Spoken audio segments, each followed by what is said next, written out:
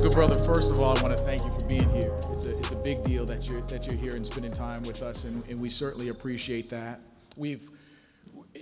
Folks in here have a good sense of who you are, having followed you on social media and having kind of read your life in the pages of their, or digital pages of their phones and whatnot.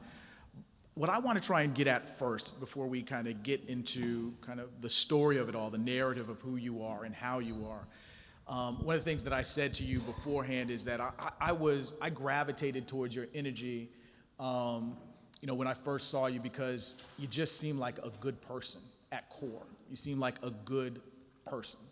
And in interacting with your team, quote unquote, or your family, or however you refer to them, those people are good people as well. I'm curious where you got that goodness from, that core goodness and light. Before I go to that, I just want to say you're a good person. Your dedication to education, you told me your story. It was just amazing to me that you just kept going back to educate yourself more, to help people that the world forgot about us. And, I hope the young brothers of today, because right now we live in a world where as though everything is about right now. And I think we live in a world where it's a self game, so ain't nobody thinking about, giving back in order to receive forward.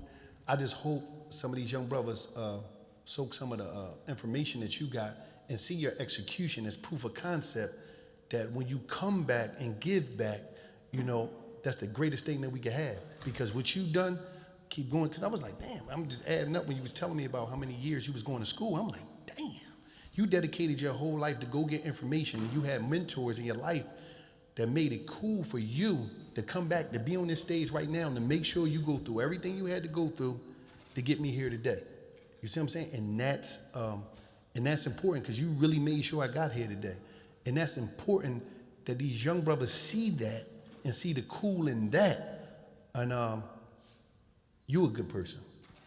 All right, I wasn't ready for that. Thank you. I appreciate that. You're a good person. Thank you very much. I appreciate that. But tell me how you're a good person. You know Where what? does that come from? My grandmother, Lois Peoples, Nanny, she'll be 89 this year. She's an extraordinary woman. She's the matriarch of our family. She personifies strength to me. And no matter what was going on in that house or in that community, I never seen her sweat. I always seen good energy. I always said good things. As a kid, when I went to church with her, everybody went to Nanny. She just was good. And me seeing that execution, it put something in me. Where we come from, the ghetto, we don't listen to what you say. We watch what you do. And I used to always watch her, and I seen the reaction she got. I seen the energy she put into the community, put into our family, how she could calm situations down just by being a good person. Because when you're a good person, you create that trust. You create that trust in the people that's around you, the people that deal with you. So I knew that if I could do that, regardless if I was in the streets, because even when I was in the streets and we'd be going to rob somebody or do something, I would always ask, yo, man, you ain't had to hit him with the gun, man. It was always something in me that was saying after the fact, like, yo, man, we shouldn't have done that. Yeah.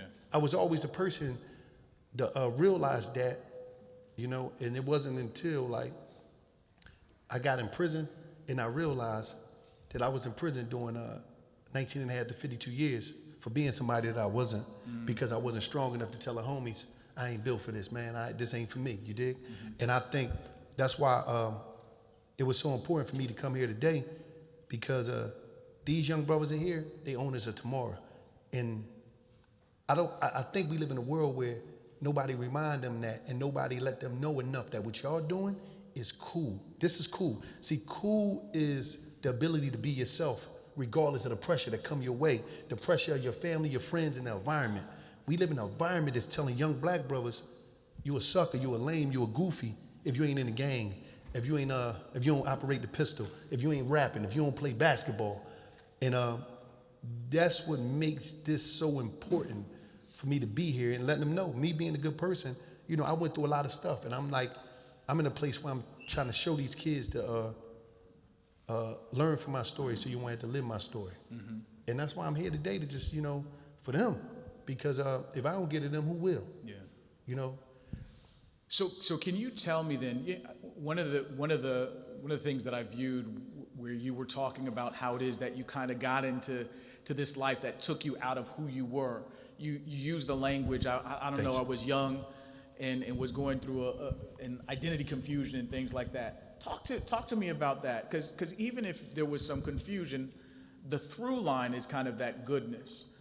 But what was the pressure like? Why weren't you strong enough to be able to resist kind of the calls of the street? Because you had Nanny, right?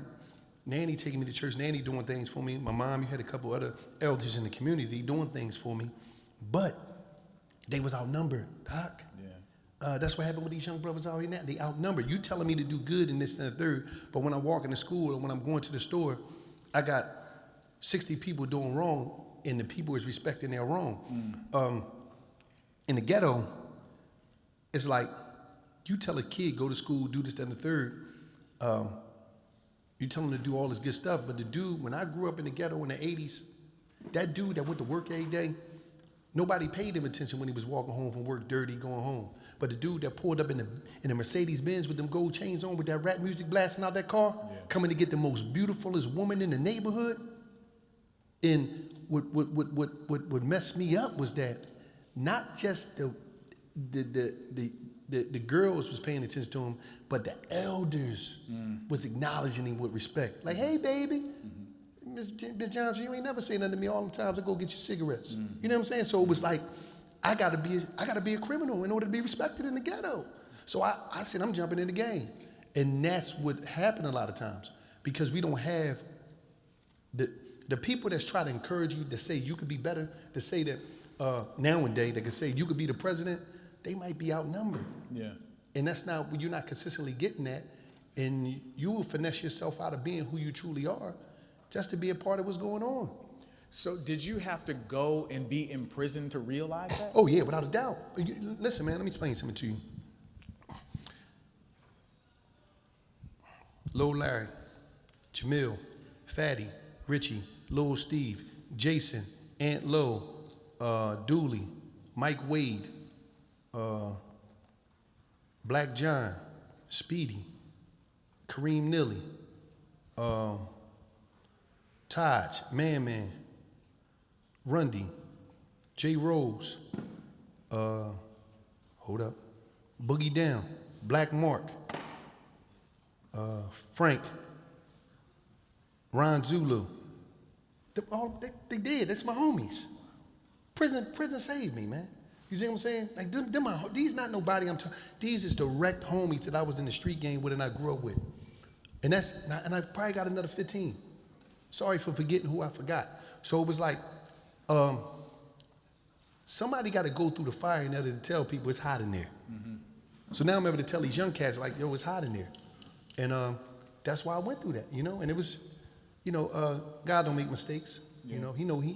He put different people in places to do different things. Just like he put you in place that kept going back to get the education to be able to do what you're doing today. That's a special thing. Everybody can't do what you did, Doc. Everybody can't do what I do. But, things happen for a reason. So tell me this. Was there a time where things shifted for you? So it was you and Nanny, right? So you saw her example. She was outnumbered, you say, and we understand this. Where did you anticipate that, or who did you anticipate you would be, or where did you think you would be when you were 11, 12, 13, 14, 15? Was there a time where it shifted? Like when you were, is there a stereotypical Wallace Peoples who was like, when I grow up, I'm gonna be a doctor, I'm gonna be a lawyer, I'm gonna be a, Man, listen, man, I'm gonna tell you like this. June 30th, 1990, I got arrested for armed robbery, Philadelphia County. I was 11 for like 3 days. You dig what I'm saying? So by the time I got up in age, I'm going to like 2-3 funerals a month. I thought I was going to be in the graveyard. I wasn't thinking, even I'm going to be a graveyard, I'm going to be a drug dealer, I'm going to be a big time criminal. I wasn't thinking, I didn't have the capacity at that time because I didn't see nobody being no doctors and getting respected in the ghetto.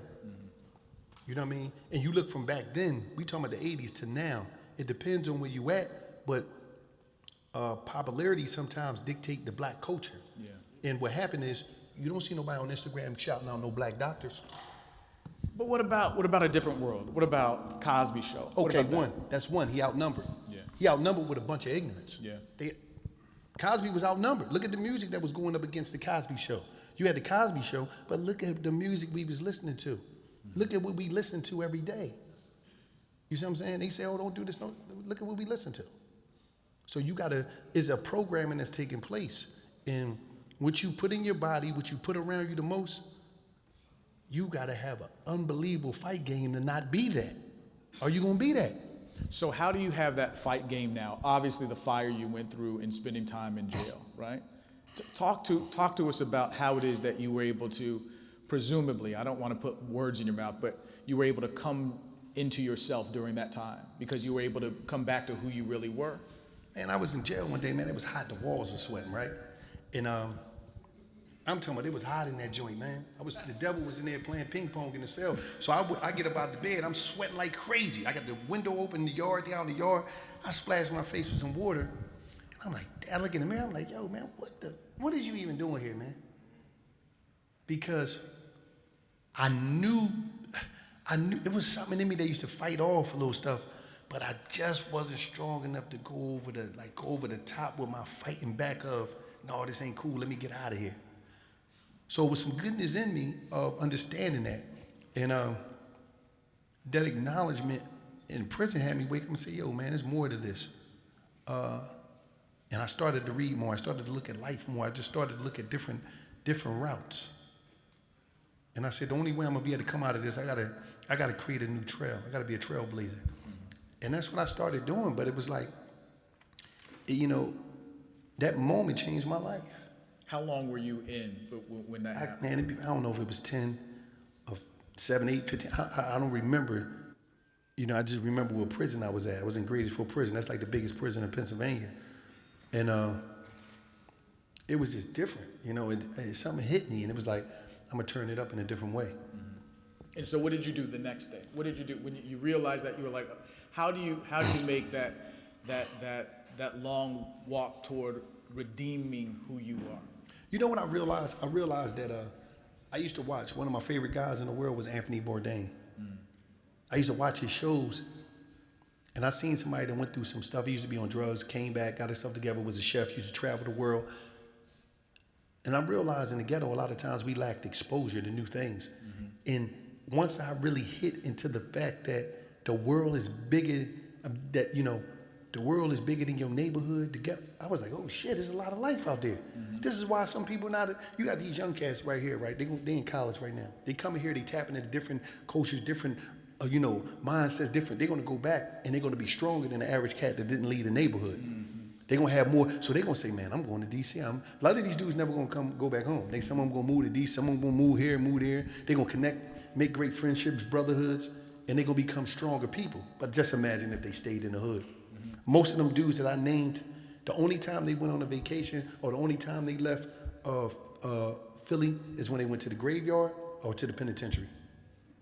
So exposure is everything. So me watching Anthony Bourdain in that cell and seeing that exposure, it opened my life up. I said, oh shit, I gotta go out there and live. I've been playing. Yeah.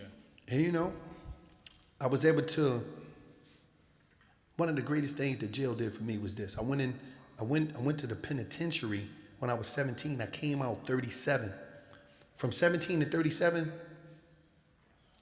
it fortified my imagination. So when I came out at 37, I still had imagination as a 17-year-old kid, like I could do anything because I didn't have to deal with the everyday hardships of life that beat people down and make them become jaded and beat the imagination out of them. When you live in life every day, you go through the heartbreak, you get let down, you get left fired from a job, things don't go right, your dreams not playing out. Your imagination start to go down. That's why you hear some of these guys' parents is going to tell them, you can't do that. Yeah. They're going to be like, listen, the greatest, let me say something to y'all too. Don't y'all never let nobody finesse y'all out y'all dreams and tell you that you can't be who you want to be based off of their insecurities, fears, and shortcomings. Nephews, don't let nobody finesse you, because I'm telling you, there's a lot of people, and the saddest thing, and I'm going to put it up on you now. I'm going to put this up on you now. And I want y'all to get ready, because the most sad, it's going to be sad and it's going to be painful, because it's going to most of the time, come from the people that you love. Some family members They not where you at. Y'all was able to rise above the everyday stuff that's going on in the ghetto and step outside of that to see that there's a bigger light out there. A lot of them ain't see this, so you're going to have to forgive them. You're going to have to forgive them for coming at you the way that they're going to come at you, because there's a lot of pain back home. That's why when y'all go back home, y'all got to take that energy. And it's a responsibility that everybody have in this room, that when y'all go back home, y'all got to take that energy. Y'all got to be able to identify the yous that want to get up out of there. Y'all got to sprinkle that game on them. Share your story, share your journey, share the importance of education. Because I'm going to tell you something. What y'all doing right now is cool. Because we live in a society now that say getting an education. I don't need no education. I'm going to grab my phone and I'm going to be an influencer and I'm going to make $1 billion. That's the world we live in. And them brotherhoods that y'all going to establish in here, hold on to them. Because that's going to be your calling card. That's going to be your credit score.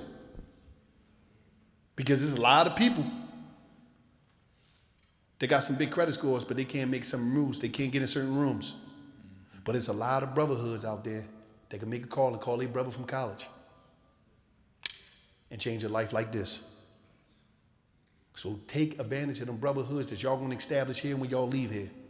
Take advantage of them, because the brotherhoods that y'all establish here and the love that y'all establish here is one day going to take care of your grandbabies.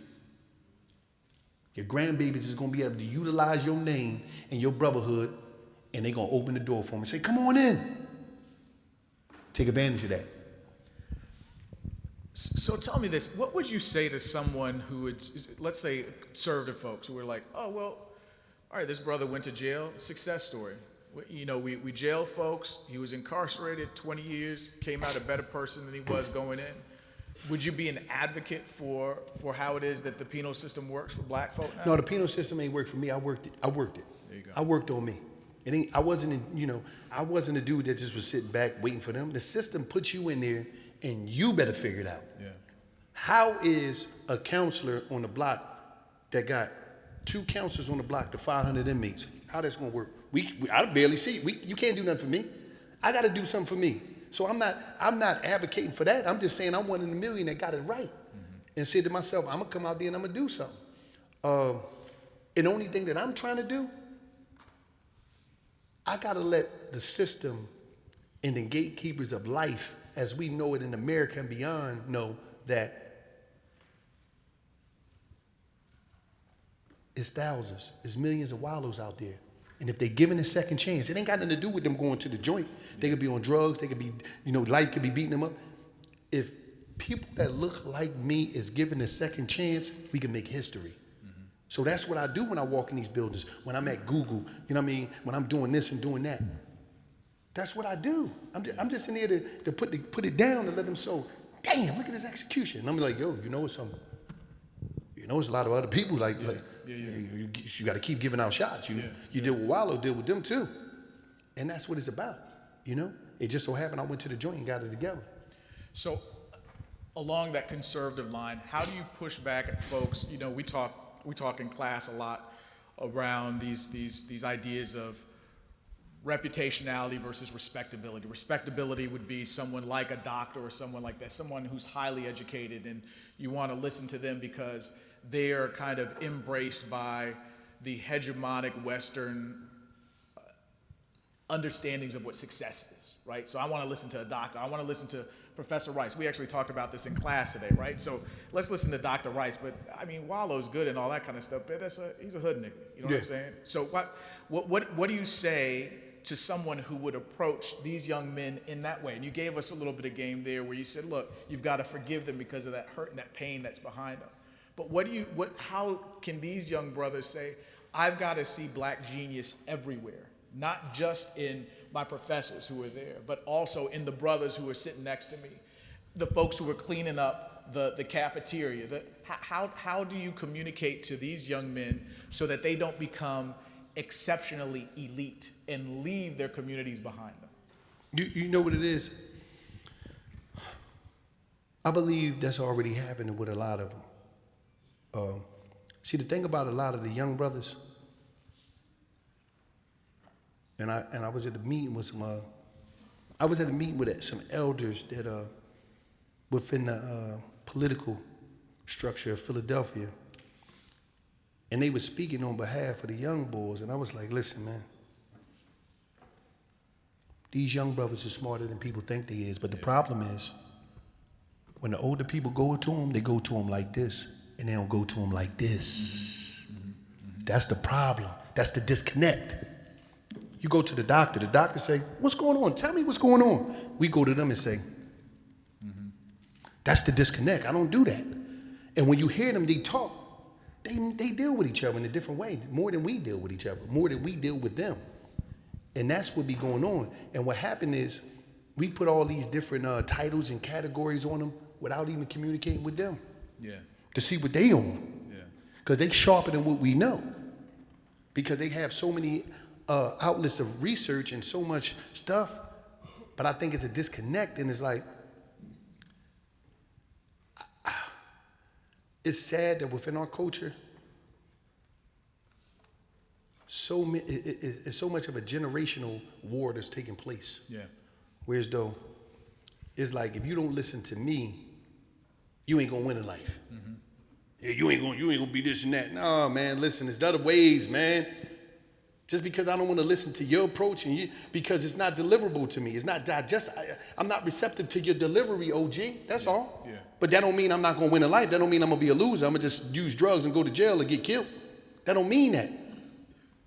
Your way of educating ain't for me. Wallo's is. Because I can relate to Wallo because my uncle was in the joint. My brother was in the joint. My cousin got killed. He's speaking from a different place. And y'all might be saying the same thing, but his placements of words and delivery is more digestible. So it's a big difference out here. And that's what it's about, man. So then, why do you do this? So that's one question. Why do you do this? You could stay by yourself. You went through hell for 20 years. You rediscovered yourself. Why do you feel the need to put yourself and use a bully pulpit in such a way that you're hoping to make people's lives better? I'm curious about that. Why do you do it? My main thing was, when I came out of the penitentiary, I had a homie, right? And I was leaving. And when I used to be in the yard, in the joint, I used to always holler at the young cats, because the only people that the people that educated me about the future on the prison yard was the young cats. Then you see the cats coming, they got tattoos on their face, they're young, they got 30 years, they doing, and they used to educate me. So they were so important to me, but when I went home, when I was on my way to go home, one of my OGs said, he had like 40-something years in prison. He said, that connection, that bond you got with them young cats, don't never forget about them. They listen to you, continue to talk to them because they need you. So when I came home, I said, I got to tap into the young people, because I never seen a world where everybody don't nobody deal with the young people. The media was able to put this big time marketing push together to say, young black males is monsters. And the black people started believing that. The black elders went with that. They gave up on them. So I said, I'm not going to give up on them. And ain't nobody else going to step up like me. Who else stepped up? Yeah. Who else was out here stepping up? Who else was able to tell their favorite rapper, nephew, don't do that. Yeah. You got a pocket, nephew. Because everybody too cool. I'm not trying to be the cool old head. I'm not their age, man. I'm on to them. I ain't trying to be, we not on the same time. I don't get high. We not going to be sitting back smoking a blunt chilling. I'm going to kick it with you. I'm going to sprinkle some game on you, and I'm going to check you if you're out of pocket. Everybody is trying to be cool. You got too many older people out here trying to relive their second childhood. Right. And these young people ain't respecting it because it's hurting their heart, because they seeing their moms, their dads out here trying to be young people. So they like, you think I'm coming at them with that? I ain't got time for that. Yeah. Look, Neff, we ain't hanging out together doing all that. We might laugh and joke. You know what I mean? You might say some funny stuff to you. All right, cool. And I'm going to lay some game on you. And I'm going to check you if you out of pocket. Because everybody just want to be so cool with it. And it's like everybody trying to be cool. They tired of that. These young people want people that want to be adults and bring it to them real. So how is it that they hear that then? Just because they know, because, I mean, you can think of kind of human development, like think about infants, right?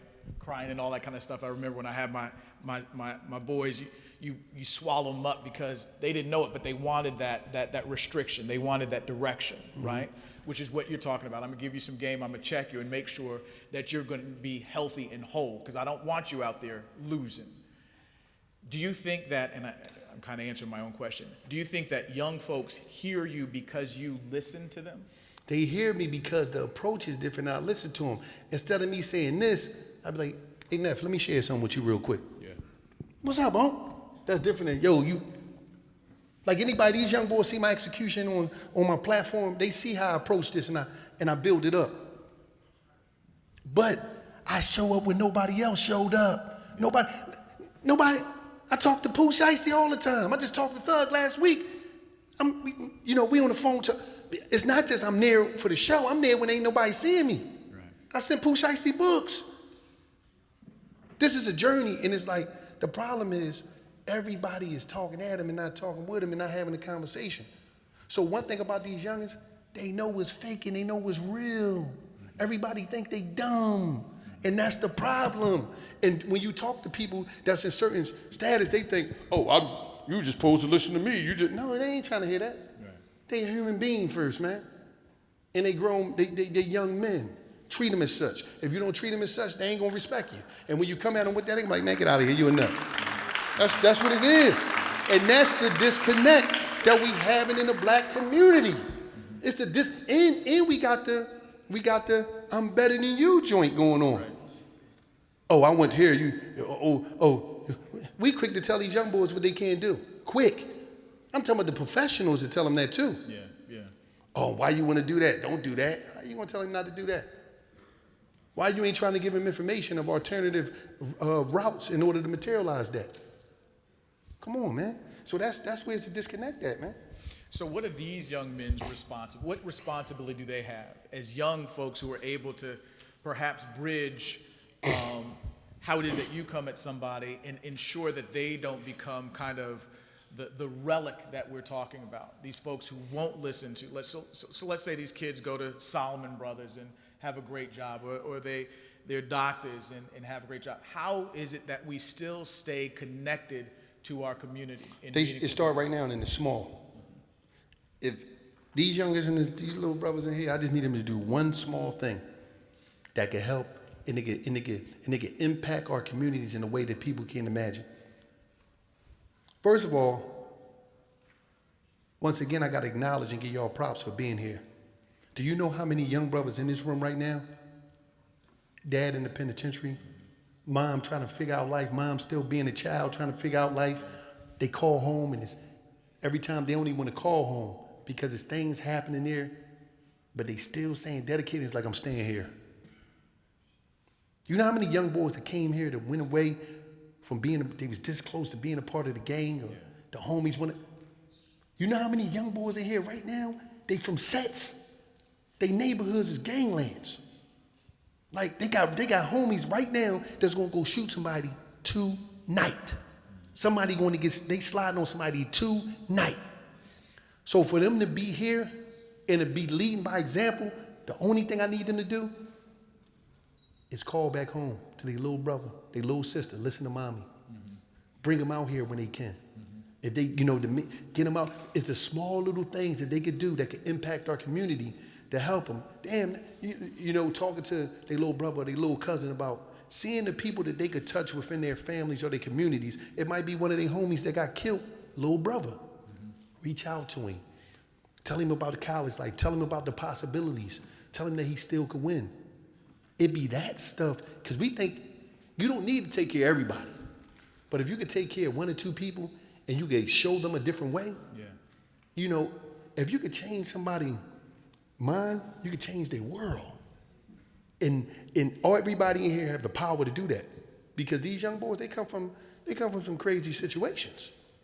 And a lot of their family members, their little brothers and sisters still back in it. Their cousins are still, their homeboys are still in it.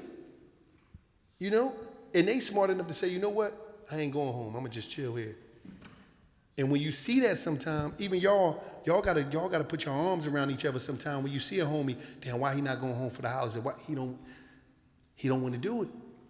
He ain't strong enough to deal with what he got to deal with back there. There's a pain back there. Yeah. Sometimes you got to say, come on, home, come with me and my family, man. Mm-hmm.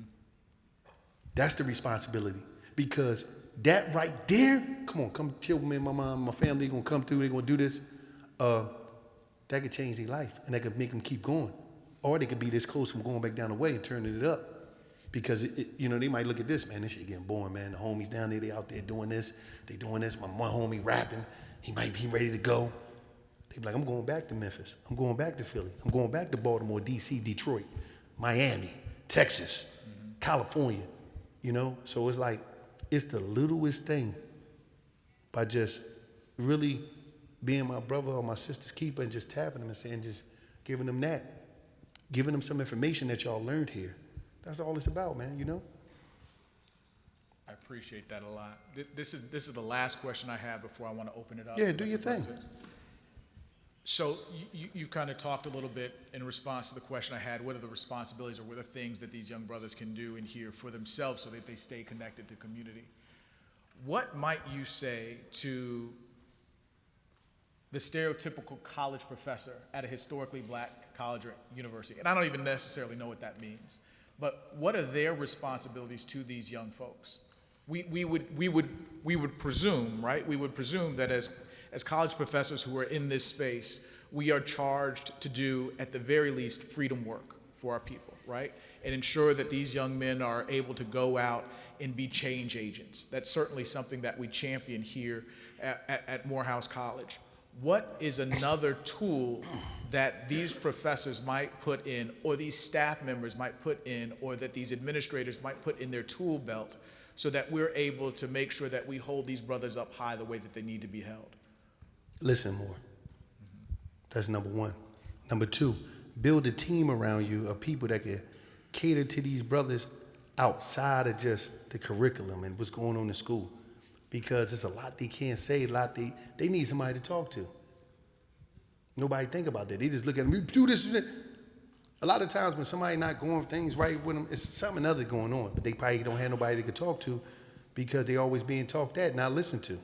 So I think the biggest thing you could do is listen more and ask them, damn, Kareem, how you doing, man? How's everything back home, man? Everything cool? You'd be surprised what they'll say. But no, ain't nobody asking the question. So I just think listen more and build a team that could support their outside needs and the conversation and be there so they could vent sometime. Yeah, I love it. That's real. All right, so let's open up. We have one mic. So if you have any questions that you might have for Brother Wallo, just line up here. And please, let's make it a question. If you want to celebrate him, that's all well and good. But let's do a question and make sure it's not over like 30 seconds.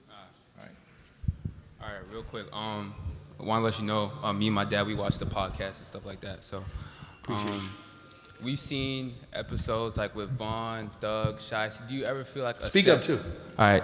Do you ever feel like a sense of remorse for not being able to get in touch with certain people? Like we've seen what happened with Vaughn, Dove, Shiesty, Doug. Like we've seen you on multiple episodes trying to warn them, give them game and stuff, and then we've seen what happened to them. So do you ever feel like a sense of guilt or remorse for not being able to reach out to them in time? No, you know what? I never feel anything because when I'm with them, I do what I need to do. I put my arms around them, I do what I need to do, and when they leave, I whisper some information in the ear, and I hope them the best. I can't be there for everybody. You dig what I'm saying? Yeah. But as long as I do what I need to do when you there with me, I'm comfortable with that. How you doing, Mr. Peoples? I appreciate you coming. Yo, you're making me sound older than what I am now. Don't do that to me. So would you rather go by Unk or something? Yeah, that's cool. That's cool. All right, that's cool. Well, Unk, I appreciate you coming here and taking the time out to sprinkle $1 million worth of game to me and my fellow Morehouse brothers. I got 2 questions. Who are you, brother? Tell us who you are. My name is Julius Jones. I am a sophomore computer science major from Chicago. Okay. And my first question is, when you get to the point where you can take care of yourself and exceed, how do you get rid of those who drag you down from home? Because at home, I know there's a lot of hurt and suffering, but when you're succeeding, how do you succeed without leaving them behind? You know what I'm saying? And how do you deal with those who stay at home and don't really do much with their life? You got to be understanding. They never got a chance to see what you're seeing. So just be more understanding. I think just be patient with them. Just patient that you would want if you was in the other situation. Mm-hmm. Okay, cool. And then my second question is, how do you deal with those who envy you? Man, that's life. That's a part of the game. Don't win. If you don't want nobody to envy you, don't win. Haters is your marketing team. Let them work. Let them operate. Don't worry about them, Neff. I appreciate that. Thank you. Yeah, don't worry about them. Good afternoon, sir. My name is Tyler Henderson. I'm a sophomore psychology major from Baton Rouge, Louisiana. I wanted to ask you, well, first, so for me, it was always, specifically during high school, very hard to sort of recapture that element of imagination, because we live in a generation, or really just in a time where we are always told what to be and what not to do. So by the time, at least for me, whenever I graduated high school, my imagination was pretty much gone. So I already had set up what I wanted to be because somebody else told me to. So I wanted to ask you, with that happening to you in prison, and with your experiences in the penitentiary, how do you feel about prison abolition? That's a deep question. I'm at to answer that on the side. That's a deep joint, you know. I'm gonna holler at you. I'm gonna be over here. I got you. We got to talk. Let me ask you this, brother. You're asking You that. went in. You're asking this because of how it is that abolitionists or prison abolitionists are imaginative in how it is that you engage reform. Is that kind of where the imagination? Sort part of, comes? but also just because with that, with like mass incarceration of young black men, especially at the age ranges where we're at right now, and also younger than us, when by the time that they get, or by I guess the flip side is, by the time that they get out, they still have that imaginative presence in their mind. It's not taken away because of the things you said, like drugs, like life experiences, like hardship, like heartbreak, like relationships being broken up and separated and dissipated, right? So really it was just that, and also just because it sort of is it feels like a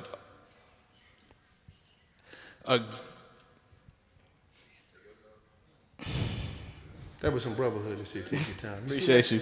That's what I'm talking about. Just because I thought it was fascinating that you said that even though you spent so many years inside four walls, you still had so much up here, right?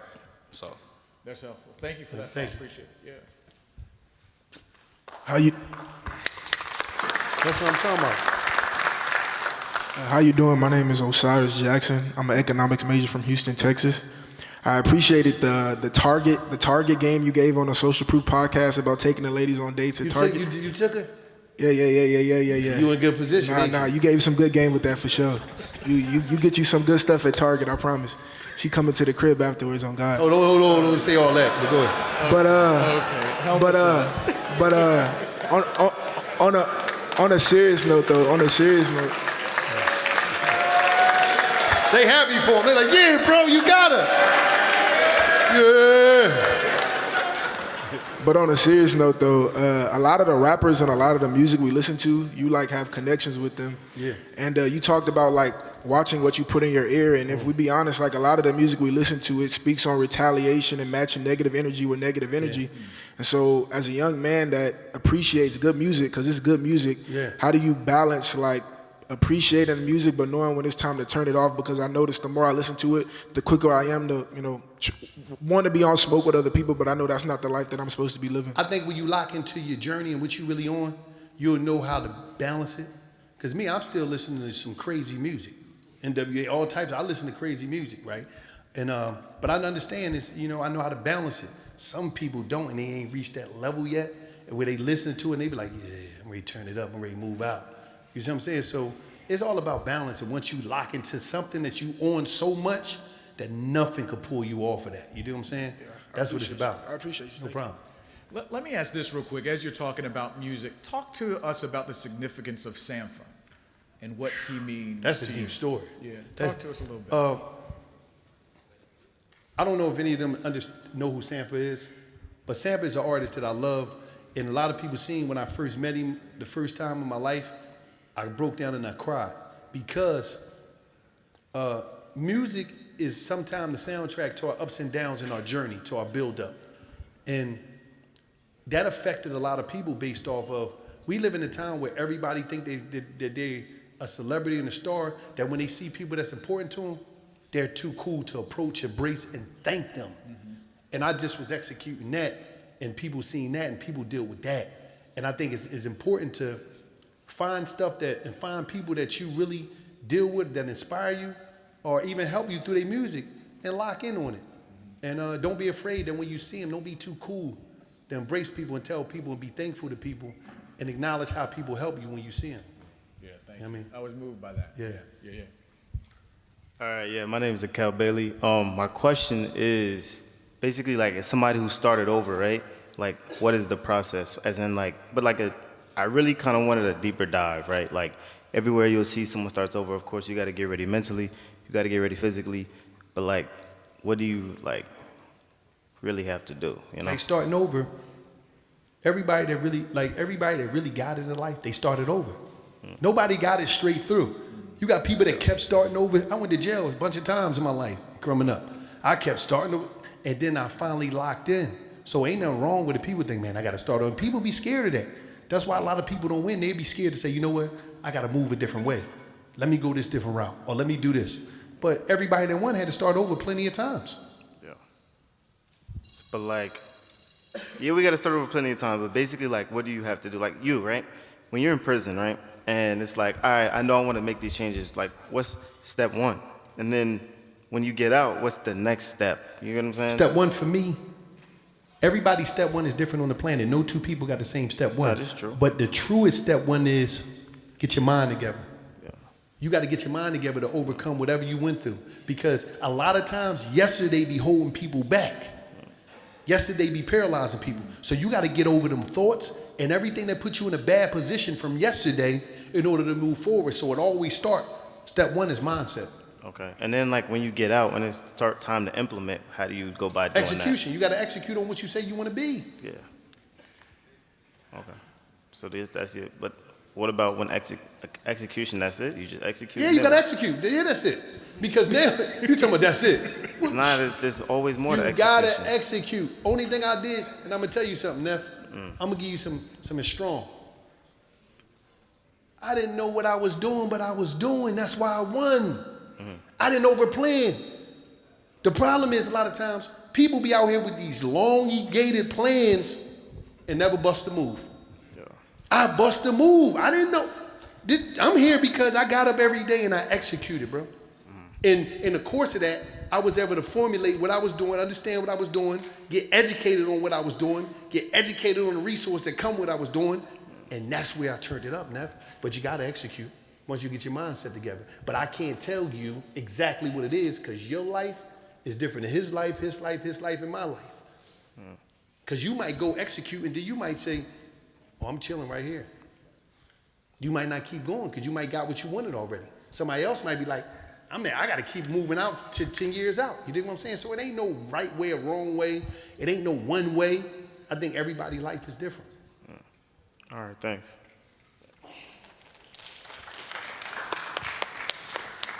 What's good? I appreciate you for being here today. My name's Aiden Clarkville. I'm a sophomore biology major from Atlanta, Georgia. And something I struggle with is connecting with people that's different from me. Since we all college students, a lot of times we're the light in a lot of people's lives.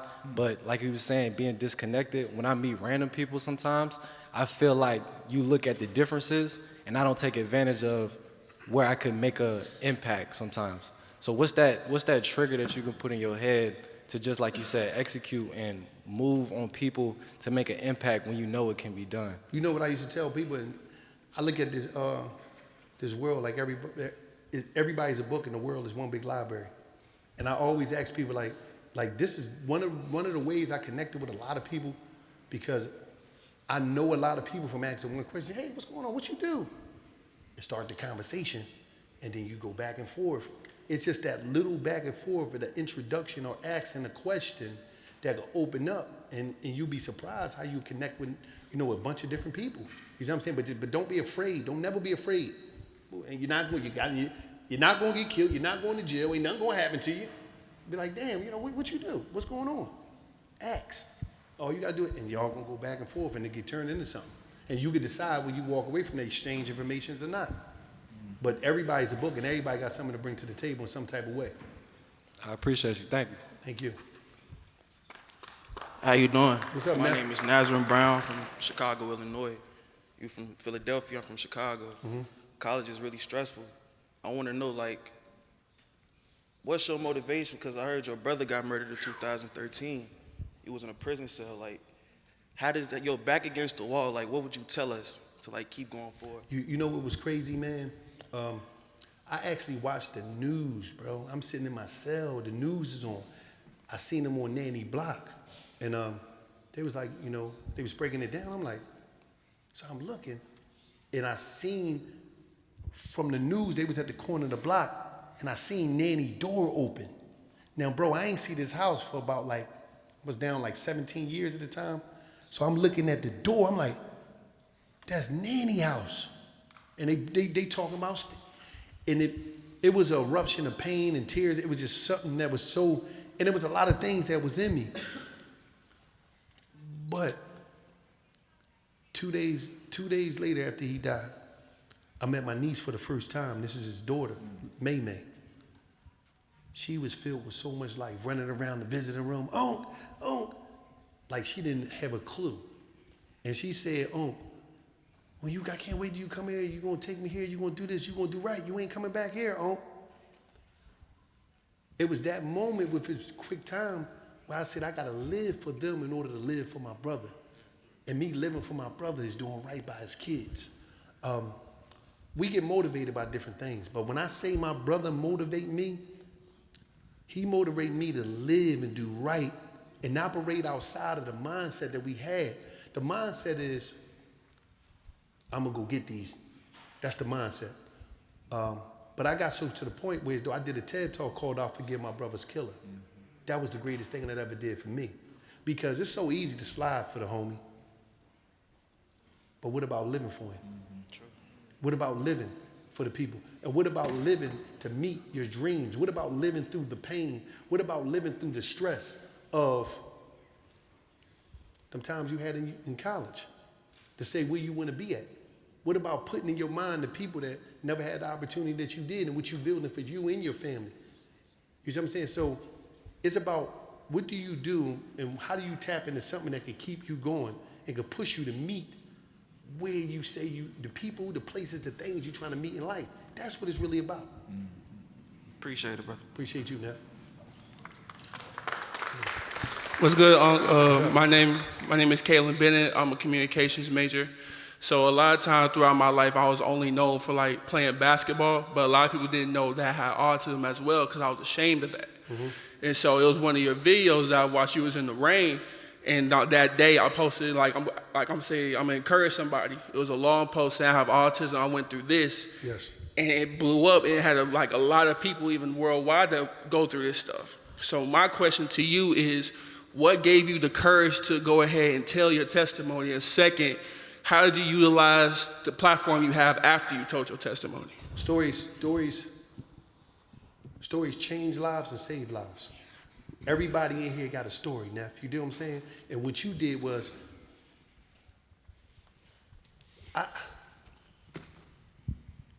what I do really worked and made sense when you got enough heart to post what you post after what I done. Mm-hmm. Sharing is really caring. And when I say sharing, share your story. Because there's so many people that go through this life. And I knew that there was so many people out here that just go through rough times. I'm somebody that went through the bottom of life and came back. I was able to push that and identify the reset button. A lot of us don't. And once I started sharing, because I used to share in prison. I used to talk to people in prison. I used to talk to a bunch of dudes that when they first come to prison, we'd be in the auditorium and I talked to them about life, and all that stuff. So sharing was always easy for me, but I think it was necessary for me to utilize what I've been through in my platform, because if you look over the years, I shared a lot of people's stuff because it was messages that I couldn't tell because I didn't live that. It was things that I couldn't say because I didn't experience that. And I was able to utilize the platform and get other people's messages out there because I thought that was important to impact change and just to help people and give people the push they needed. Appreciate you. Appreciate you, Neff. I'll lay you up too, Neff. I got game. Hey, Wallo, how you doing? My name is Gerard Brown. I'm a senior finance major from Chicago, Illinois. Mm-hmm. And I have a little brother. He's 19. He's currently facing felony charges. And my question to you is, how do I let him know that he's more than his current circumstances and that he can come out on top of everything. What you do is you support him during this rough. This could be the most roughest time in his life, and at this time nobody really be there because right now he's seeing that the homies don't care about him. The homies ain't stopping by your mom's crib checking on him, is they? Nope. He got any kids? Nope. But they probably getting at his girl right now. You see what I'm saying? So right now he might be more open to listen to you and embrace your support and just your understanding, man. And try to support him the best way you can from where you at. And I think it's important that you tell him that. And I did a video telling people you're not what you're going through. Okay. Because a lot of times we take ownership of, we in rehab. We in a bad situation. I'm an inmate because I never took ownership of I'm an inmate. I was like, man, I'm just traveling through, man. I'm just coming through this joint. This ain't my crib. So it's your duty to share them thoughts and to share them words with him and just keep hugging him from where you can. Gotcha. You know? And he hasn't, went to trial yet. So how do I'm just be honest, like we know he gonna have to do some time. So how do I continue that support even though when he goes inside? Always send him information, books, literature. Always try to get him books that's going to show him it's a different way. Send him pictures of life. Okay. When you go on a trip or something, we used to, I'm going to tell you this. When I was in jail, I had this one homie, right? He used to just send me pictures of every ways to go. It was like I was there with him. Because one day he sent me some pictures. I'm like, yo, man, he said, I ain't sending you no pictures of the hood. You know the hood. The hood ain't, like, you know that. Sending pictures of life outside of this. And just showing, I don't care. Listen, this is my man too, man. He used to send me pictures of the supermarket. I used to be like, yo, I just want to see the supermarket. You know what I'm saying? That was me. I ain't saying your brother wanted to see that. But just send him life, man. Send him life in there, man. That's all. Okay. Nah, thank you for that. No problem. How you doing, Wallo? How you doing? My name is Kasai Shanti. I'm a sophomore engineering major from West Philly.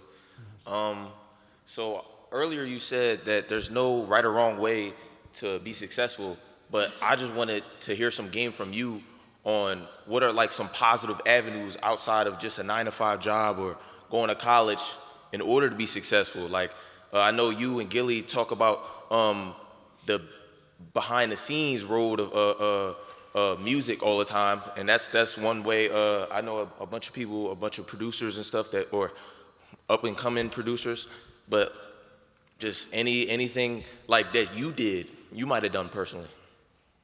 I believe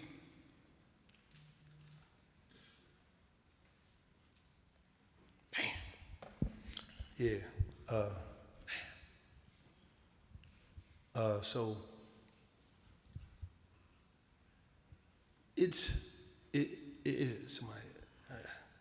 something just happened to one of the homies, but whatever. It's like this. We live in a time now where everybody is fascinated with front of the camera.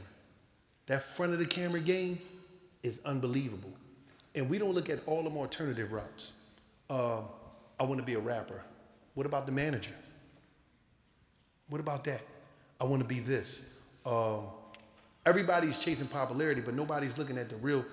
Nobody say, damn, I want to be a filmmaker. I want to make the film. Because I think a lot of times y'all live in a world where everybody is chasing popularity and everybody's saying, you got to do this, and popularity is everything. Even if you're not getting no money. I just want 1 million followers on the gram. I want to be popping. So I think you got to have the ability to say, I want to do something different. I want to write the movie. I don't want to be in it. I want to produce the podcast. I don't want to sit in there and grab the mic. I want to do something. And I think there's so many alternatives out there. You can just Google stuff all day. There's so much information out there. I just think you got to be willing to tap into that, and don't be afraid of it. Don't be afraid to be different and do something new, And you got to think outside of the box, And once you do that, your life could change. Who ever thought I would be doing what I'm doing? This was never cool. When was this cool? What I'm doing? Who ever done what I'm doing? I just came home from jail, grabbed the phone and started screaming in the joint. They like, yo, the old head crazy. I know a lot of y'all, and then my nephew said, Unc tripping, man. Unc on something, man. He's smoking something. A lot of people told me that. The people used to be like, yo, man, I know you get high. I said, no, I never did a drug a day in my life. But I understood something. I'm going to tell you this. I knew I had to battle with the timeline. That timeline, you had you had the dude that was rapping, you had the ball player, you had the girl butt naked on there. There's a bunch of stuff going there. So I said, I'm gonna bring y'all some information, but I'm gonna bring it in a different style. Where I'm running up to the camera, I'm laying on the ground. I'm gonna give you something different just to grab your attention, because we live in an attention game. And no matter what, I got laughed at, I got talked about, I ain't never stopped. I got up every day. Got up this morning, I do the same thing. My bank account didn't define the stop or start button. It just, my chill button is broke. I ain't got no chill button. I get up, I get busy every day, Neff. And that's how you gotta be in order to win, you know? And you gotta be willing to bust a move. When I first came here, it was these young boys, right? See, the problem is a lot of people be too cool. When I say too cool, we be too cool to approach somebody. It's this one young boy, him and his homie, he in his line. He approached me, right? He was like, yo, man, I make beats and all. I'm like, damn, yeah. So I gave him some game. I said, okay, I got something for you. And I sent them to somebody right there when they was there, because this beat I heard, I was like, yo, this joint. And I got straight to the point. I'm like, yo, dumb it down, man. Go straight to the joints that's popping. Don't give me 50 beats. I want to hear two. I heard one. As soon as I heard one, I made a call, right? Made a call. Right in front of him, I called Lil Uzi manager. I said, listen, this beat popping. You see what I'm saying? The gray is him. What did he say? He said the beat fire. I'm gonna hit him to send him hit him to send me some more. Rip them youngins up. You see what I'm saying? So what I'm saying is, he wasn't afraid to pull the trigger. He wasn't afraid to ask. He wasn't too cool. And a lot of times, the youngins be too cool, because it'd be one homie on the side. Man, don't say nothing to him, man. You dig him. Don't be walking up on nobody, man. You being too familiar. Them dudes is dangerous, man. Because they'll mess your move up. They'll mess your move up. You see what I'm saying? But they walk right up. They was early. They walk right up. Yo, Wallo, man. What's up, man? Can we holler at your way? Yeah. And it don't cost me nothing to send somebody a text. And that's how life changed. You know what I'm saying? But don't be afraid to do something new and do something different. Think of somebody different. Everybody want to shoot a podcast, create the podcast studio. Say, damn, you know what? I'm going to take these couple rooms. I'm going to build these couple rooms out. They're going to have to pay me to come here. Or I'm going to say, listen, man, I'm going to build these rooms out. I need this much percentage of your podcast. You can shoot here for free. So when it do go, we good. But you got to be willing to do something behind the popularity, you know? Because one thing I'm going to tell you something, I'm going to leave you with this. The coaches last longer than the players. Phil Jackson had Michael Jordan and Kobe. Think about that, Neff.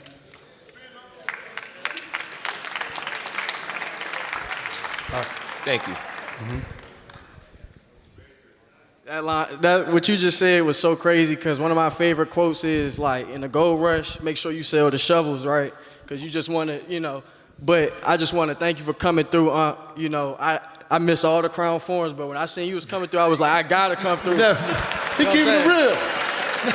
But my name is Stan Richards. I'm a junior computer science major from Bowie, Maryland, and the subconscious mind is a powerful thing. And you said, like, just listening to the rap music all the time, like, damaging that. And, your platform, $1 million worth of game, like, that's the culture, right? Y'all push the narrative. But my question was, like, because I used to listen to it every day, but it was just like, y'all were just interviewing rappers and just, just glorifying the same stuff that was really, like, kind of lowering my vibration. So, like, what does that look like, for us, because I feel like it's a correlation between the music and, like, the violence. So, like, what does that look like for you? What do you think about that? If you look at, one thing about it is you can't teach what you don't know, you can't lead where you don't go. I can't get the understanding. Go back, and when King Von said, we said, damn, like, what's going on? He said, you know what? We just don't know how to talk to each other. If I don't get King Von there, to bring him there, it's bigger than the music with me. If I don't get Thug there, I got to get them there to humanize them and have a real conversation with them, regardless of the music. Because when we on there, we don't talk about music. We talk about real life stuff. And to get the understanding, if I don't get Pooh there, I can't tell Pooh, don't disrespect your blessings. You can't tell him that. So I'm, at the same time, get them there to give them the game and to humanize them for y'all to see them and get the game from them. Doug, how you get in the game, man? What's up with that contract? Man, you know what? I had a bad contract, Wallo, but I got, it's not, we're not on it talking about what you say this in the lyric. That's not why you on $1 million worth of game. You on $1 million worth of game to give out $1 million worth of game to that guy or to somebody that's trying to get an understanding, and you on $1 million worth of game so me and Gil can humanize you. Because now when you see people $1 million worth of game, you see them in a way you never seen Thug like that, laughing and tripping, and you don't see nobody tripping like that. You don't see Michael B. Jordan on there laughing. You don't see these people nowhere else, but they come to $1 million worth of game because that's family. It's like you just sitting with your crazy cousins and you just, but you also get to know them, outside of the surface of them being a star and a celebrity. So that's why they come to $1 million worth of game. Man, because that's the only way I could get Dirk 100 homies from the set in Chicago in the hood in one room to say what I need to say to them. Yeah. You see what I'm saying? I can't get them that way if I'm just from a distance on Instagram. When I'm gonna go on Instagram like these other old heads and just be talking, yeah, y'all do. I ain't got time for that. So that's why I gotta get them there. Because when you get them there, that's when you can have a real conversation. And so y'all can understand what's really going on. Yeah, man. Thank you so much. God bless. Thank you so much. God bless you, man. What's going on? Thank you for coming out. I really appreciate it. My name is Winston Stewart. I'm a senior marketing major from DC. And the biggest thing I see in this room is opportunity. What we all have is the opportunity to enter into any industry we want, or to be be an entrepreneur. We'll do whatever we want after school. So my question to you is, you've been in a lot of different rooms, from the penitentiary to different boardrooms and whatnot, and you've been on the entrepreneurial journey yourself. So my question is, what's your biggest tip, as us as black young men to enter in the workforce? You know what's crazy about this room? This is a powerful room, and I'm gonna break it down for you. All right. I'm gonna look at roles. You got roles. Different roles got different things going on. It's different people. You got people in here that's going to school for journalism. You got people in here that's going to school to be a doctor. You got law firms in here. You got doctor offices in here. You got media production companies in here. You got ad agencies in here. You got veterinarians. You got different, but it's about y'all having the ability to connect beyond school. Beyond, and being able to say, you know what? And this is some of the hardest things where people mess up. You got to know your strengths and respect your weaknesses. Know your strengths and align with your weaknesses. So you might have a squad of people in here, and y'all might have a marketing company, an internet marketing company. Somebody in here might know how to do graphics. Somebody in here might know how to do video. Somebody in here might know how to do the whole website. Somebody in here know how to do accounting. Y'all got to know how to rally up. See, the problem is we live in this we world. But it's really more like a me world. The reason I say we is a we world because for real, all the information we get from is other people, but we don't know how to collaborate and pull it together. You go online, somebody else give you the information. Like, we did this, not me, but we don't look at that when there's people around us because we don't want to eat with each other, we want to compete with each other. And everybody want to be the star. If you watch the show, and if you watch me and Gilly Pay, you watch our stuff, this is what you'll know about me and Cuz. And it might be different because we blood, so we might operate different. Some days, social media-wise and just the platform, Gil be Michael Jordan. Some days I got to be Dennis Rodman. Some days Gil might go out there and score 50, and I got to be right there at the bench with his water. You got to be willing to play all positions in order to win. See, everybody want to be Mike. Right? But everybody want to be Mike, but nobody want to be the bus driver to take Mike from the airplane to the arena. Nobody want to be the towel boy. And they don't understand. The dude that was injured on the bench when LeBron won, when Kobe won, when Curry, they still got a ring, baby. But the problem is everybody is chasing fame over the real results. So everybody whole thing is, I gotta be the star, baby. Listen, one thing about me, I ain't gotta be the star. I just wanna be a part of a winning team, man. Because a person to say, we live in this 100% world. Oh, I just got, all right, Neff. You got a car right there as a bandit. Won't you go ahead and jump in and have 1% or 2% of this car that's moving? No, I got my own car. I don't need nobody. Like, when I be seeing, I'm going to just put it like this. When I be seeing, it need to be more collectives. Because I be seeing three young boys, right? They all three of them got a dope clothing lines. I'm like, why you ain't just make one joint and just go crazy? Why you ain't just jump in a rap group and go, go back and study what Wu-Tang did. You know what they did. They said, okay, it's going to be 7 of us. We all going to do this, but we going to do this album together, but it's going to show our individualism. We'll be able to break off and get separate record deals. Everybody had a deal. But everybody want to be Mike. But people, the greatest thing you can understand that everybody can't be Mike. Identify who's going to be Mike and support him. And build a team around it. Thank you. Yeah. Let me pause here. Thank you for that.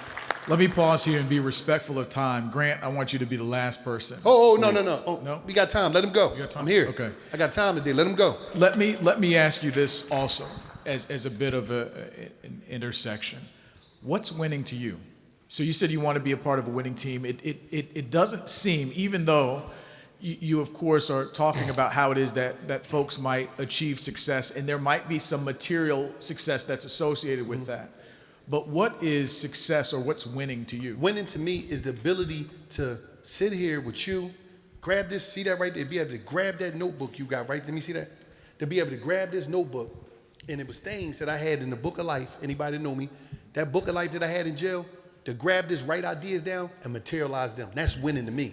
It's not about the money. It's about if me and you could come together, you know how happy we gonna be, you know how happy 2 of these brothers be if they say, damn, we gonna make this clover line.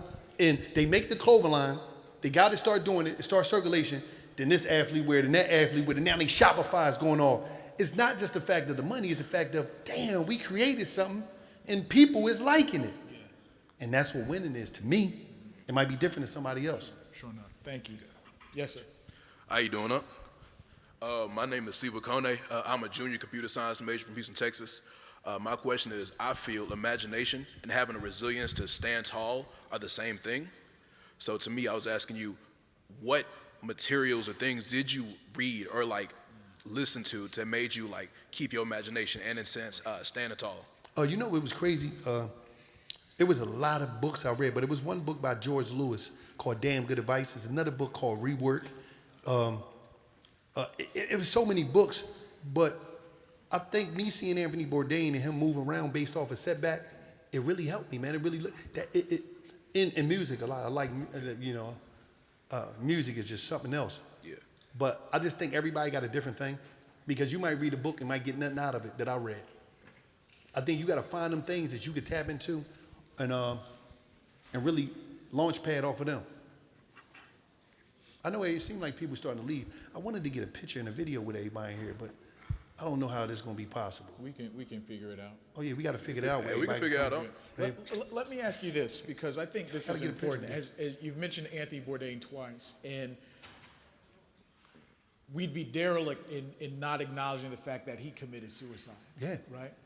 How is it that, and I don't even know what the question is there, but how is it that you can take care and you can still appreciate his example, but also guard against, that sad ending? Let me explain something to you. I'm a real happy person. By happy is subjective, it's different ways. But I was able to make myself happy. But by making myself happy, sometimes I was able to push people close away from me because I thought they would disturb my happy, because I'm so in love with the happy that I created for myself. So success in life can be crazy, man. Some of the most shaken up people that I met was the biggest people in the world that you will be shocked at of the conversations we had. So I think people see life differently. Mm-hmm. And just because you got money and just because you go away, that don't mean you shoot, because you can still be lonely. Mm-hmm. And it can still be an issue with it, you know what I mean? Mm-hmm. Mm-hmm. So you never could just look at it one way. Mm-hmm. All right, thank you. Thank you. What's going on, Wallo? What's up, Neff? I'm Josh from Los Angeles, California, freshman business management major.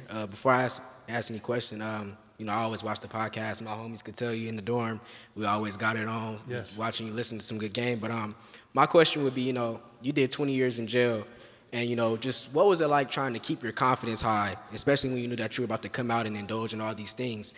Me, I'm an aspiring sports agent. My younger brother's an up-and-coming Division I athlete. So you talk about, playing a role. I was a former football player, but I decided that I wanted to help people and help them reach their goals. So just building my confidence. I know I'm very young, and when I walk into these rooms, a lot of the older businessmen who are predominantly white, but a lot of older businessmen are very older and don't really give young guys like me who are 19 the time of day or really a good, listening ear or advice to indulge in that sports agency world. So when you just came out of jail and were about to indulge all these things, what was important for you to keep your confidence high, and how'd you do it? I always was a confident person because I was always like the dude around the way to make people laugh.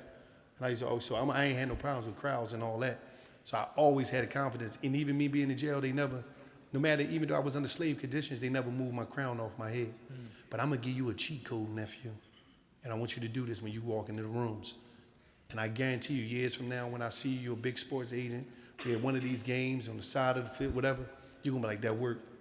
When you walk into these rooms with these older cats, the biggest thing you could do, excuse me, sir, can I ask you something?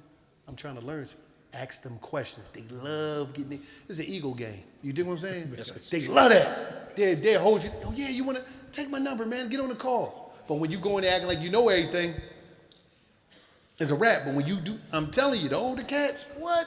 They love telling you stories of how they got in the game, or how they hot shots and all this. So all you got to do is ask questions. Be like, excuse me, I would like to know. I'm aspiring to one day, looking into it. Yeah. Next thing you know, you at lunch with them. Next thing you know, I'm telling you, that's the game. Because you know how it is around the way. A lot of our neighborhoods is always the old cat that want to post you up and tell you all these stories about whatever. Same way in that in the success field. Everybody want to tell you their story and their glory, Yeah. So that's all you got to do, Neff. Thank you. No problem. What's good? My name is Suna McKitty. I'm a freshman from Chicago, Illinois, and I'm a filmmaker and screenwriter, and I'm currently working on my own short film focused on mental health. But in terms of the creative space in America, how is it that you can maximize on your profitability and growth, but also staying true to yourself? Because I feel like oftentimes in America, it's people focus more on making money more than just staying true to yourself. First of all, keep your creativity. You keep your creativity when you own your stuff and you're doing your own things. Sometimes it go when you start to go up the ladder and people start to, it got to be this way, it got to be that way. I just think you got to just know what you're doing it for, and the best way to, I'm not going to say stay independent, but try to create as much as you can possible. If you go online and Google movie shot with an iPhone, you can shoot this top quality movie shot with an iPhone. That keep the costs down, and you create good stories, because really it's about the story more than anything. And I just think when you're able to own your stuff, when you're able to create anything in-house and do it yourself, you'll be able to keep the creativity there, and you don't have to go outside of the lines of who you say you want to be and what you say you're doing it for just for the money. You know what I'm saying? Thank you. No problem. How you doing, Wallo? What's up, Neff? My name is Justin Hunter. I'm from Detroit, Michigan. I actually started looking at your podcast when you did the interview with Peasy. Oh, yeah. Yeah, that was cool. Yeah, took you around the east side and everything. Yeah. So I was like, he hadn't been hot in the city, and he been rapping for 10 years. So I appreciate you for putting him on the platform and, getting exposure to the city. But one of my questions was, you will talk about checking people when they wrong and stuff like that. But it's never when I looked at the podcast, it's never a checking when they get on or when they start popping, why don't you support the people that supported you when you was at the bottom? And I'm not talking about coming back to the hood and giving out money, because I already know what type of time that is. I'm saying creating some type of community, collaborative experience, so that, the young people that is listening to your stuff don't have to grow up the same way you did. One of the things I did was, it's funny you say that about coming back to the hood. I got a lot of programs that I'm a part of, a lot of nonprofits that I physically gave not just money, but my time to, while I'm doing real programming inside of the city. I'm currently the cultural advisor at YouTube, and I created a program called YouTube Avenues, where we went to Detroit. I just was in Detroit 2 weeks ago with another program, and it's I created YouTube Avenues in order to give something back to the communities. We only go to the inner cities, Philly, Detroit, Houston, Oakland, and DC we did the first time, and we coming back this time. So I got programs, it's just that a lot of times people might don't hear about them because some of them be locally, and but it's a lot that I do, you know what I mean? I know the program you did. I'm just saying specifically for like the rappers that you be putting on. Oh, sometimes they don't, like them personally, Yeah. it gotta be in you, man. You can't be forced that. Like, that's something that personally gotta be in you, even though I lead by example and show them, but if it's forced, it ain't gonna come off right, and they ain't gonna really wanna do it. Because I think everybody got organizations within their communities they could be a part of and they can amplify, but that's a personal joint, man. They gotta wanna do that, Neff, you know? Okay, thank you. No problem. How you doing? My name is Sean Turner. I'm a junior finance major and Spanish minor from Charlotte, North Carolina. And I'm originally from Detroit, Michigan too, like the gentleman before. You ever been to Romeo's in Charlotte, the vegan joint? They got some unbelievable vegan burgers. You ever been there? I know the restaurant. I've never Yeah, been that joint popping. Check that joint out, man. Most definitely. Yeah, they got some. I'm going back this weekend. Yeah, they popping. But, so my parents, they moved me down to Charlotte a long time ago, roughly in 2008. And during that time, we left our majority of our family back in Detroit. And just because my parents wanted me to move to receive and get the exposure that I needed to come here and do the things that I'm doing now. But how do you help your fellow cousins or fellow aunties, uncles, I would say, see life from a different angle and stop dying to live? You help them by helping you first. You got to get as much information, much knowledge, as much resources as you can to be able to help them. And by being here, you're getting a lot of information. You're tapping into a lot of different people, different cultures, to be able to educate them. I think a lot of time education is that's like everything. That's the key to elevation. That's the main ingredients to elevation. And I think, we think about looking out for our people based off giving them money and doing things financially for them instead of giving them education and awareness, you know? So I think as long as you continue to grow, you'll always have things to give them. You know? Thank you. No problem. What's good? My name is Sean. I'm a junior. My name is Nazir West. I'm a sophomore at Georgia State. Oh yeah, we got a business called Basement Boy, clothing brand, and I know you have a podcast, and like it's 1,000,001 creatives out here, 1,000,001 brands, 1,000,001 podcasts. Like, for you, what sets your brand apart? Like, what is the importance of branding in this sense? Like, what sets you apart? You know what it was? We wanted to fill a void because we felt as though there was no platform in the culture for young cats. It was like everything was catered towards older dudes. You couldn't get on certain platforms if you wasn't older, or if you didn't rap from a certain geographical region. So we said we're gonna just do this, and that's what we did. We locked in on the Pacific thing. I think a lot of times it was a need that was there. So a lot of times when you come to branding, sometimes you want to tap into the need, you want to tap into the name. It's different ways, but you never know what's gonna go. See, that's the thing. That's why you just gotta bust a move and you gotta keep going. And I believe in the 6, the 12, the 18, the 24. That's the months. And I think if you ever to do something every day and go hard at something every day for that long, it's gonna pop. Because a lot of people come and they looking for right now. They need that next week. If I start a clothing line this week, I want to be popping next week. And if I'm not popping, I'm gonna stop. And a lot of times, you got people that got great ideas, but they stop because of 15 people. Let me break this 15 people down. That's the family, friends, associates. But how you gonna stop your business plan or stop your stuff because you ain't get this consistent support from the 15 people family, friends, support? If I'm not mistaken, it's 8 billion people on the planet. Why you ain't keep going long enough to connect with the people that's your fan is looking? I believe if you start anything, I believe everybody got 100, 200,000 people on this planet that could tap into their product. I don't care if you got a soap company, detergent company, paper towel. There's a bunch of people that can tap into it if you're willing to stay around long enough. It's about long enough. How many people you know that had clothing lines and fell off? Think about it. But they probably would have popped. And the worst thing is to happen is when you fall back and you fall off. See, that's the issue. You'll fall back and fall off. And then you'll see somebody like, damn, they ran the same play I was running and they popped. So you just got to keep going, man. Keep putting your name out there. Keep coming up with creative designs, and I think it'll work. Appreciate it. And for giving the $1 million game, Basement Boy want to give you some drip. I Got an extra small in here for Gilly. Listen, but listen, you ain't gonna give it to me. I'm gonna pay you for it. So just stand on the side, Neff. I got you. So go ahead.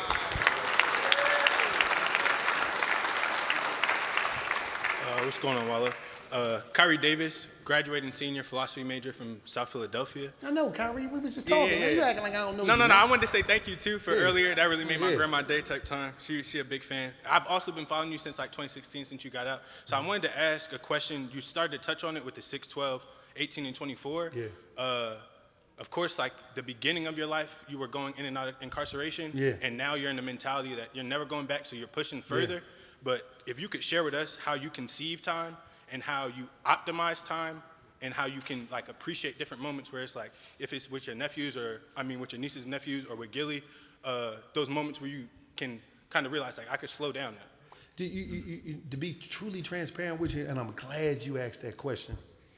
Like when it comes to life, like I'm just in a phase where I'm figuring that part out, of self-care. I ain't gonna lie to you. Like it's about like, within the last month and a half, I finally start relaxing and chilling and just living in the moment.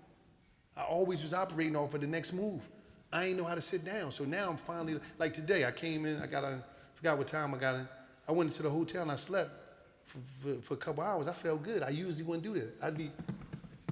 You see what I'm saying? So I can't really break that down because I'm still learning how to process time and spend time with important people and understand the importance of being in the moment. That one, I'm trying to lock into being in the moment because I zone out a lot of, from being, so it's like, I'm still learning, Neff, so I can't really give you the answer to that because I'm still figuring it out myself. Well, it's not an answer. I just would want to know your process. Like as kids, tomorrow is like, but then as you're like matriculating through life, you start to recognize like how you can optimize your time better. And then also just knowing when you're incarcerated, the concept of time is different. When they start handing you times and you're experiencing the same amount of time, but now you're experiencing it in the same place over and over. So like just your thought process of like going through those moments and how you got to the space now where you could really rest. Because I just kept going. When I tell you about that 6, that 12, I just was snapping out. I ain't seen nothing else.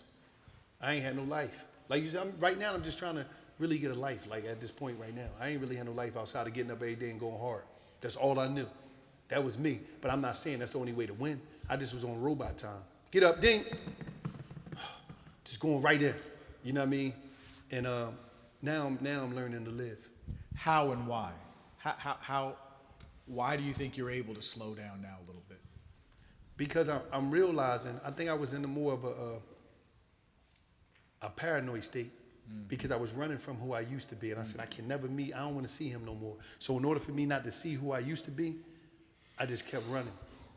And then once I got to a phase in my life, I'm like, chill, man. You got it, you cool. And that was a personal thing that people don't even know. I was like, so now I was like, no, I can't sleep. I ain't sleeping today. I got to do this. I can't rest. I'm not going to do this. Now it's like, it's the greatest thing. It's like something new that I discovered just to chill. Yeah. It's like, damn, this is chilling is all right. Like that's real, man. You be like, because what you got was meant to be will. How about that? And whatever's meant to come your way is coming anyway. Appreciate you. No problem.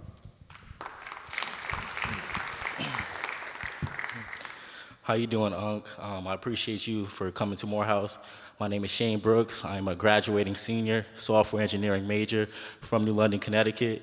And as you know, in the black community, there's a disparity to access to wealth. So I was watching the podcast and I seen the couples who do Airbnb and some financial gurus.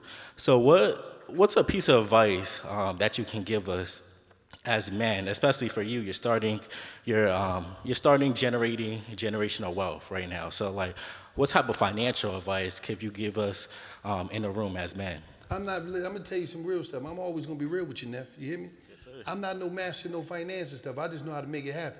You do what I'm saying? Because I ain't even gonna hold you, man. I just be like, I'm just gonna make some money, and I make a reasonable amount. And I spend what I want to spend, and I do what I want to do with it. I'm not one of these dudes that's going quick to tell you this, that, or third. Oh, don't do that. Listen, I'm going to leave a lot of paper here. But while I'm here, I'm going to spend a lot of paper and enjoy what I like to do. I like to eat at certain restaurants. I like to stay at a certain hotel. I like to wear certain things. You think what I'm saying? So I'm not going to be the one to tell you all this stuff that everybody talking all this magical stuff. Oh, I got money and I'm telling you, Neff, I spend money and I make it. Because everybody lying to everybody. Think about this. Oh, the rich don't do this. The rich, who buying all them yachts and all these Lamborghinis and stuff? Not the poor. Everybody got something to tell you what the rich don't do. Don't do this. Don't breathe. Save your money. Don't spend nothing. Because guess what? My great nephews and nieces, they going right, soon as Wallo died, he left me how much? They going right to the bank. And they going to go crazy. I'm not going to be that dude sitting around telling lies. Too many people is lying to y'all, Neff. And they telling y'all when it come to finance stuff, oh, don't do this, I do. Man, listen, man. Look at the watch they got on. Look at the cars they drive, man. Look at the reason you look at them. You know why you look at these people that's telling you all this, these gurus? Because they got money and they show you money and they put it in your face. But they'll tell you, oh, yeah, don't do this, don't do that. That's BS, Neff.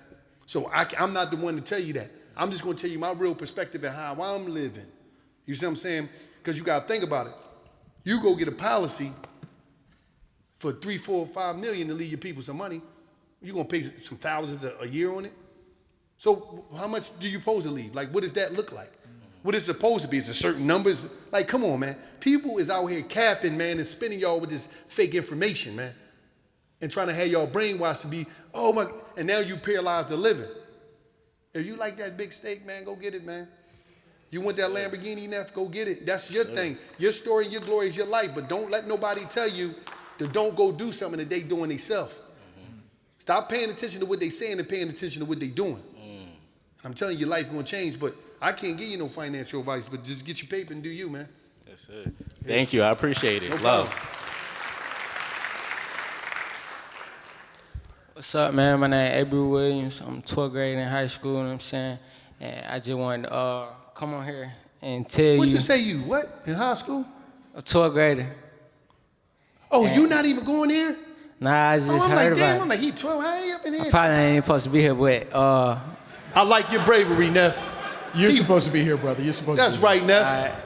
I just wanted to ask you, how do you keep a positive mindset and attitude when you come around old people who try to put the old you on the new you? Let me explain something to you, Neff. You got to understand something.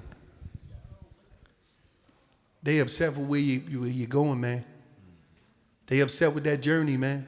They mad that you're moving, man. Don't let them finesse you out of your tomorrows. Don't let them finesse you, Neff. Don't go for it. Because the people that love you, they pushing you. You see, you got pullers and you got pushers.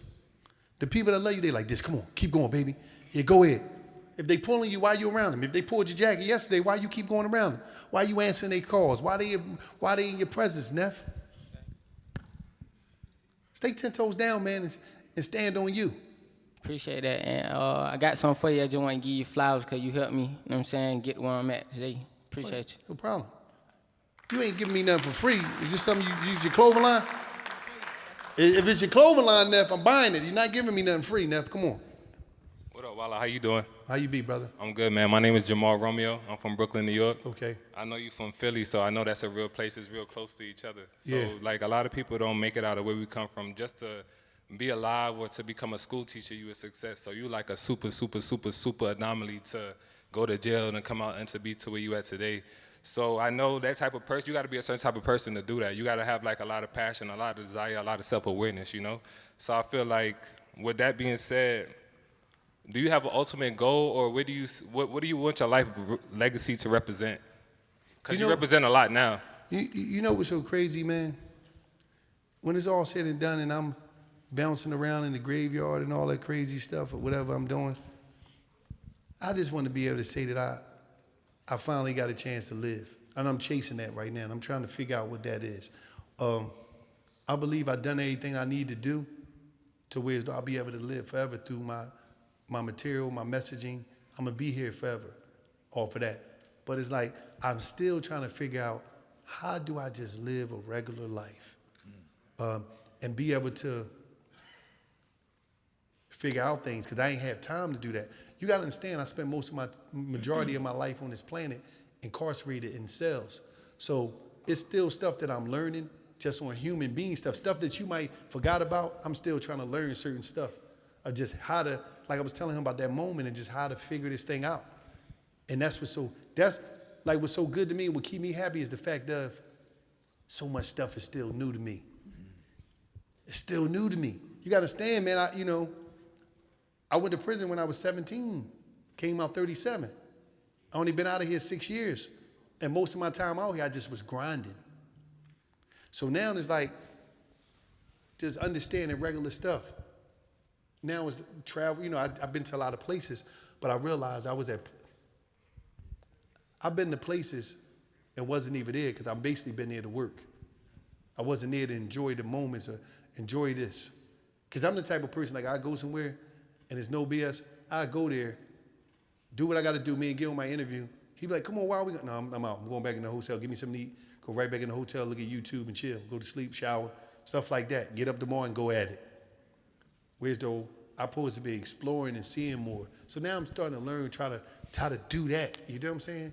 And just live more. You know what I'm saying? Because it's like I had this mentality where I'd be going right back to my cell every day. Wow. And it's wild. Go in there, close the door, lock the door, all this, you know what I mean? So it'd be like I'm trying to understand what life would be outside of that mindset, you know? Mm-hmm. Thank you. I got one more thing. Go ahead. It's a quote. I actually got it from Power, but it was super powerful to me. It said, to become who you became means that you was always that person inside. So I feel like you being who you are today, like with you going through your trials and tribulations, you was really always this person, and you just really stepped into your true identity. Would you agree with that? Yeah, because growing up, I think I'm going to say this. Ain't no age limit on being impressionable. And I believe I was impressionable to what I seen and what success was supposed to look like in the ghetto. So now I'm strong enough to be me. I wasn't that strong when I was young. You know what I'm saying? I wasn't strong. I always was funny. I always was like, had energy, but I wasn't strong enough to be myself 100%. Now I'm tapping into that. You know what I'm saying? So it's a good thing. It's a good feeling. I commend you for that. Thank you, man. Thank you, bro.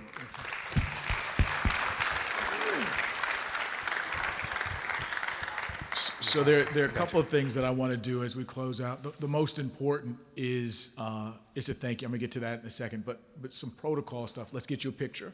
So I gotta get a picture. We'll make sure you get a picture. I want to get a video. We'll do a video. We're gonna do that. They're going to come up. One of the things that I want to make sure that we do is we sing with you "Dear Old Morehouse," our college hymn. So I want to make sure we do that. John. But before. I didn't know y'all had a little single out. But before we do that, one of the things that I want to say to you is how much we appreciate you and we love you, brother. Man. I mean, you're a beautiful person. Thank you, man. And thank you for.